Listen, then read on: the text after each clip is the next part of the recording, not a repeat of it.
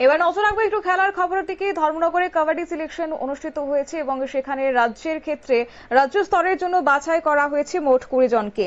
রবিবার উত্তর জেলা কাবাডি অ্যাসোসিয়েশনের উদ্যোগে ধর্মনগরে বীর বিক্রম ইনস্টিটিউশনের মাঠে অনুষ্ঠিত হয়েছে জেলা স্তরের কাবাডি সিলেকশন। এই সিলেকশনে উত্তর জেলার বিভিন্ন প্রান্ত থেকে, বিশেষ করে কাঞ্চনপুর, পানিসাগর ও ধর্মনগর এলাকা থেকে মোট 45 জন ছাত্রছাত্রী অংশগ্রহণ করে।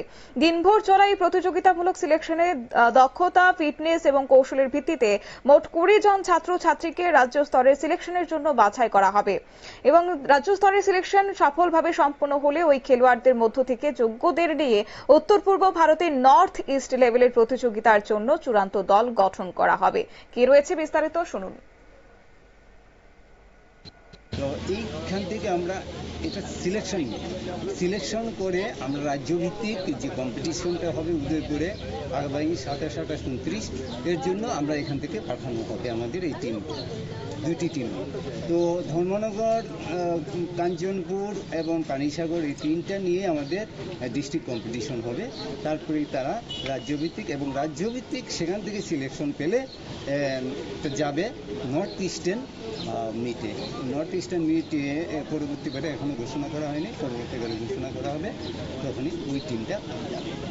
যেমন পানিসাগর, কাঞ্চনপুর, ধর্মনগর মিলিয়ে কতজন প্লেয়ার আজকে সিলেকশন মিটে অংশগ্রহণ করেছে?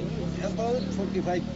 কতজন সিলেকশন পাবে এখান থেকে? সিলেকশন 20 জন, ছেলেরা 10, মেয়েদের 10। আপনার নাম? আমার নাম শঙ্কর বোস। আপনার পরিচয়টা, আপনার designation? X sports officer, Panisagar কলেজে ছিলাম, এখানে ফ্যাকাল্টি মেম্বার ছিলাম, বর্তমানে রিটায়ার। ঠিক আছে, ধন্যবাদ। অর্থাৎ জেলা কাবাডি অ্যাসোসিয়েশনের কর্মকর্তাদের বক্তব্য আপনারা শুনলেন এবং এই ধরনের উদ্যোগ খেলোয়াড়দের আত্মবিশ্বাস বাড়াতে ও উচ্চ পর্যায়ে পৌঁছতে গুরুত্বপূর্ণ ভূমিকা পালন করা হবে বা করবে।